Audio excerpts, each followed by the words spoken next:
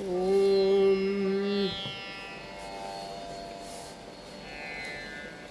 ദ്രേഖാണ സ്വരൂപങ്ങളിൽ 12 കഴിഞ്ഞു. ഇനി 13ാമത്തെ ദ്രേഖാണ സ്വരൂപമാണ്. അത് ചിങ്ങൻ രാശി ദ്രേഖാണമാണ്.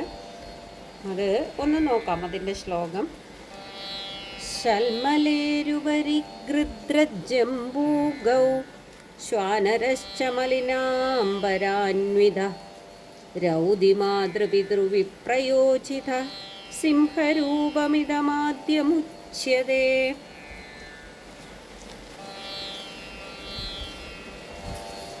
ശൽമലേരുപരി, ശൽമലേ ഉപരി. ശൽമലി എന്ന് പറഞ്ഞു കഴിഞ്ഞാൽ എന്താണ്? പൂളമരം. പൂളമരത്തിൻ്റെ അഗ്രം, മുകൾ ഭാഗം. ഗൃദ്ര ജംബുകങ്ങൾ എന്ന് പറഞ്ഞു കഴിഞ്ഞാൽ ഗൃദ്രം എന്ന് പറഞ്ഞു കഴിഞ്ഞാൽ കഴുക, പക്ഷി. കഴുകൻ എന്ന് പറഞ്ഞ പക്ഷി. ജംബുകൻ കുറുക്കനാണ്. പിന്നെ മലിനാംബരാന്വിതൻ, മലിനമായിരിക്കുന്ന വസ്ത്രത്തോടു കൂടിയവൻ എന്നർത്ഥം. മാതൃപിതൃ വിപ്രയോജിതൻ, അതായത് മാതാവും പിതാവും വിനയം വിരഹിതനായിട്ടിരിക്കുന്ന അവൻ. മാതാപിതാക്കന്മാരോട് വിപ്രയോജിതൻ, മാതാവും പിതാവും ഇല്ലാതെ അവരെ പിരിഞ്ഞിരിക്കുന്നവൻ. നരൻ, പുരുഷൻ. ആദ്യം പറഞ്ഞ ഒന്നാമത്തത് സിംഹരൂപം, പറഞ്ഞ സിംഹത്തിൻ്റെ രൂപം. സിംഹം പറഞ്ഞ എന്താ? ചിങ്ങത്തിൻ്റെ 1ാം ദ്രേഖാണം എന്നർത്ഥം. ചിങ്ങത്തിൻ്റെ ആദ്യ ദ്രേഖാണം പൂളമരത്തിൻ്റെ മുകളിൽ നിൽക്കുന്ന കഴുവിൻ്റെയും കുറുക്കൻ്റെയും ശ്വാവിൻ്റെയും മുഷിഞ്ഞ വസ്ത്രത്തോടുകൂടിയും മാതാപിതാക്കന്മാരോടുകൂടാതെയും നിന്ന് ശബ്ദിച്ചിയങ്ങുന്ന മനുഷ്യൻ്റെയും സമുദായമാകുന്ന ആകൃതിയോട് കൂടിയതാകുന്നു. അപ്പോൾ വളരെ സങ്കടമുള്ള ഒരു ദ്രേഖാണ സ്വരൂപത്തിനെയാണ് പറയുന്നത്.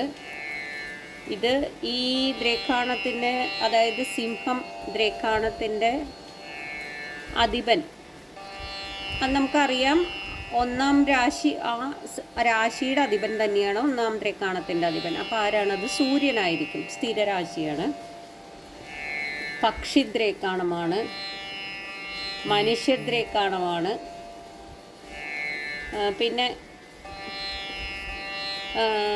ബാക്കിയുള്ള കാര്യങ്ങൾ നമുക്ക് നോക്കാം. 4 ദ്രേഖാണം കൂടിയാണ്. അതായത് ചിങ്ങൻ രാശിയുടെ ആദ്യ ദ്രേഖാണ രൂപം ഒരു ചൂളമരത്തിൻ്റെ കീഴെ ഇരുന്ന് മരത്തിന് മുകളിലുള്ള കഴുകനെയും കുറുക്കനെയും പട്ടിയെയും ഒക്കെ കണ്ട് പേടിച്ച്, അതായത് മരത്തിൻ്റെ മുകളിലാണെങ്കിൽ കഴുകനിരിക്കുക, താഴത്തെ കുറുക്കനും പട്ടിയൊക്കെ ഇരിക്കുക.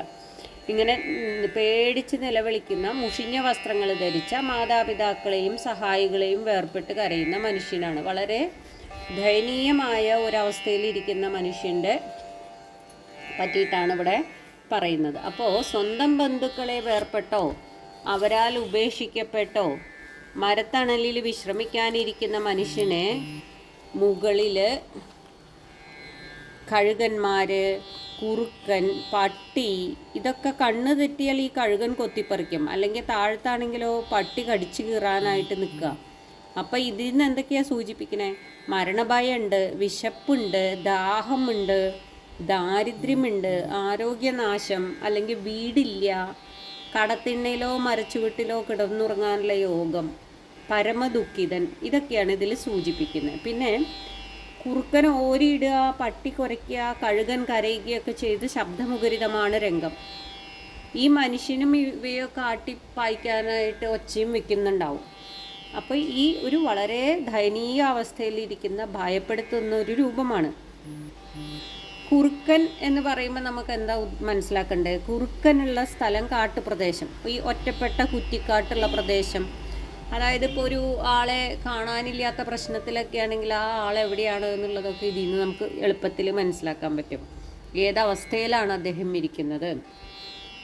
ഒറ്റപ്പെട്ട കുറ്റിക്കാടുള്ള പ്രദേശം. അതുപോലെ കുറുക്കന്മാരും പട്ടി ഉണ്ടാവും. ഇവയൊക്കെ ക്രൂരമൃഗങ്ങളാണ്, മാംസഭോജികളാണ്. അപ്പോൾ കഴുകനും മാംസഭോജിയാണ്. ഇങ്ങനെ ജീവഭയം വന്ന മനുഷ്യൻ സഹായത്തിനായി കഴിയുകയാണ്. ആരും സഹായത്തിനില്ല. മാതാപിതാക്കളെ വിട്ട് അകലെ വന്ന് പെട്ടേക്കുക. മുഷിഞ്ഞ വസ്ത്രങ്ങൾ, കുറേ കാലമായി കുളിയും മലക്കൂല്ല എന്നും സൂചിപ്പിക്കുന്നുണ്ട്. മുഷിഞ്ഞ വസ്ത്രങ്ങളാണുള്ളത്. അപ്പം നടന്ന് നടന്ന് ക്ഷീണിച്ച് വന്ന് വിശ്രമിക്കാൻ മരത്തണലിൽ വന്നത്. അപ്പോൾ അവിടെ മരണം 3 രൂപങ്ങളിലാണ് വന്ന് നിൽക്കുന്നത്.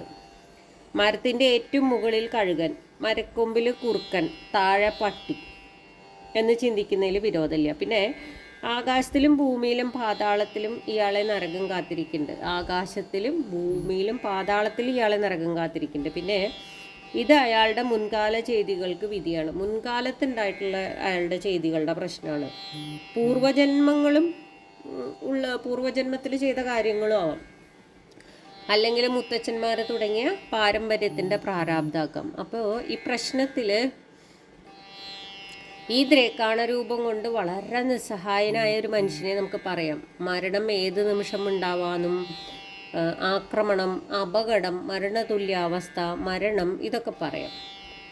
പിന്നെ ഇതിൽ പട്ടിയുടെ കാര്യം പറയുന്നുണ്ട്. ഇവിടെ പട്ടി സാധാരണ യജമാന ഭക്തി കാണിക്കുന്ന ഒരു മൃഗമാണ് സാധാരണ നിലയ്ക്ക്. പക്ഷെ ഇതൊരു കാട്ടുപ്രദേശമായതുകൊണ്ട് അത് കാട്ടുപട്ടിയാണെന്ന് പറയാം. അപ്പോൾ കാട്ടുനായ്ക്കൾക്ക് അവിടെ ഒരു യജമാന ഭക്തിയൊന്നും അവിടെ കാണുന്നില്ല. അപ്പോൾ ആക്രമിക്കാൻ തന്നെയാണ് ആ കാട്ടുനായ ഇരിക്കുന്നത്. പിന്നെ കുറുക്കനുമുണ്ട്, പിന്നെ കൂടാത്തതിന് കഴുകനുമുണ്ട്. അപ്പോൾ ഇവർ തമ്മിൽ പരസ്പരം പോരടിക്കുകയാണോ എന്ന് നമുക്ക് തോന്നും, ഈ ജാതനെ കൊല്ലാനായിട്ട്. അവരുടെ ഭക്ഷണം, കുറച്ച് ദിവസത്തേക്കുള്ള ഭക്ഷണത്തിന് വേണ്ടിയിട്ട് അവർ തന്നെ പരസ്പരം ഈ ജാതനെ കൊല്ലാനായിട്ട് നോക്കുകയാണോ? ഈ വിധത്തിലുള്ള പല ചിന്തകളും നമുക്ക് ഉണ്ടാക്കാവുന്നതാണ്. 3 തരത്തിലുള്ള ശത്രുക്കളെ പ്രതിപാദിക്കുന്നു. അതാണ് ഇതിൽ പറയേണ്ടത്. ഈ ത്രേക്കാണ സ്വരൂപത്തിൽ ഇപ്പോൾ ഒരു ശത്രുത ചിന്തിക്കുകയാണെങ്കിൽ നമുക്ക് പറയാം, ഇത് 3 തരത്തിലുള്ള ശത്രുത ഇവിടെ സൂചിപ്പിക്കുന്നുണ്ട്. അതായത് ഏത് തരത്തിലാണ്? കഴുകൻ എങ്ങനെയാണ്? ദൂരെ ഇരുന്ന സൂക്ഷ്മ ദൃഷ്ടിയോട് കൂടിയിട്ട് ഈ ഇരയുടെ ചലനത്തെ വീക്ഷിക്കുക ചെയ്യുക, ദൂരെ ഇരുന്നിട്ട്. എന്നിട്ട് കിട്ടുന്ന സമയത്ത് റാഞ്ചുക. അപ്പോൾ അതാണ് ഇവിടെ വന്നിട്ടുള്ള ഒരു ശത്രുവിൻ്റെ രീതി. പിന്നെ വേറൊരു ശത്രുവിൻ്റെ രീതി പറയുകയാണെങ്കിൽ കുറുക്കൻ്റെ സ്വഭാവമാണ്. അതായത് നേരിൽ വരില്ല, സൂത്രത്തിൽ നേരിൽ വരാതെ മറ്റാരെ കൊണ്ടെങ്കിലും സഹായിച്ച് ഇര പിടിപ്പിക്കുക. അപ്പോൾ ഒളിച്ചു നിന്ന് ചാടി വീഴുക. പിന്നെ പട്ടിയാണെങ്കിലോ നേർക്ക് നേരെയാണ് യുദ്ധം. അപ്പോൾ 3 തരത്തിലുള്ള ശത്രുക്കളുടെ ഇടയിൽ കിടന്ന് വിഷമിക്കുന്ന ഒരു മനുഷ്യനാണ്. അപ്പോൾ ഒരു നേർക്ക് നേരെ ഇങ്ങനെ ശത്രുവിനെ കണ്ട് പട്ടി ആക്രമിക്കുന്ന നേരത്തെ എളുപ്പമാണ് മറ്റവർക്ക് 2 പേർക്കും ഈ ഇരയെ പിടിക്കാനായിട്ട്. പ്രശ്നം വയ്ക്കുമ്പോൾ നമുക്ക് കാര്യതടസ്സം പറയാം, ധനനാശം പറയാം, ദരിദ്രാവസ്ഥ, ഒറ്റപ്പെടൽ, ശരീരക്ലേശം, മുറിവുകൾ, ഭയം, ദേഹവൈകല്യം, മനക്ലേശം, മനോവിഭ്രാന്തി, ഇതൊക്കെ പറയാം. പിന്നെ അനേക ശത്രുക്കളുടെയും ചതിയന്മാരായ ശത്രുക്കളെയും പിന്നെ വിദൂരത്തിലിരുന്ന് നിരീക്ഷിക്കുന്ന ശത്രുക്കളെയും 3 തരത്തിലുള്ള ശത്രുക്കളെ നമുക്ക് പറയാം. പിന്നെ ഇതിൽ ഒരു പ്രത്യേക കാര്യം നമ്മൾ ശ്രദ്ധിക്കേണ്ടത് എന്താണെന്ന് വെച്ച് കഴിഞ്ഞാൽ, ഇങ്ങനെ ഇരിക്കുന്ന ഒരവസ്ഥയിൽ ശക്തമായിട്ടുള്ള ശുഭദൃഷ്ടി ഉണ്ടെങ്കിൽ മാത്രമേ ഈ അവസ്ഥയിൽ നിന്ന് ഇയാൾ രക്ഷപ്പെടുള്ളൂ. അല്ലാത്ത പക്ഷം അയാളുടെ ഈ ശത്രുക്കളുടെ ഇടയിൽ കിടന്നിട്ടുള്ള മരണമാണ് അതിനെ സൂചിപ്പിക്കുന്നത്. ശക്തമായിട്ടുള്ള ഒരു ശുഭദൃഷ്ടി അവിടേക്ക് ഉണ്ടെങ്കിൽ മാത്രമേ നമുക്ക് പ്രശ്നത്തിൽ ഇത് രക്ഷപ്പെടും എന്ന് പറയാൻ പാടുള്ളൂ. പ്രശ്നത്തിൽ പിന്നെ ബാധാദോഷങ്ങൾ, ശത്രുദോഷം, പക്ഷിപീഡ, യക്ഷിബാധ, ഇതൊക്കെ പറയാം. മാനസിക രോഗം പറയാം. ഇതിലിപ്പോൾ ഇത് പക്ഷിദ്രേക്കാണാവേണ്ടത്, മനുഷ്യദ്രേക്കാണാണ്, നാൽക്കാലിദ്രേക്കാണാണ്, അധിപൻ സൂര്യനാണ്. അപ്പോൾ പക്ഷി, മനുഷ്യ, നാൽക്കാലി. വേഷവും നമുക്ക് ചെറുതായിട്ട് പറയാം. അതായത് പാപദൃഷ്ടിയൊക്കെ ഉണ്ടെങ്കിൽ, ഇതിലേക്ക് പാപദൃഷ്ടി ഉണ്ടെങ്കിൽ പട്ടി ഉണ്ടല്ലോ, അപ്പോൾ അതുകൊണ്ട് വിഷമേൽക്കും എന്നുള്ള കാര്യം നമുക്ക് പറയാം.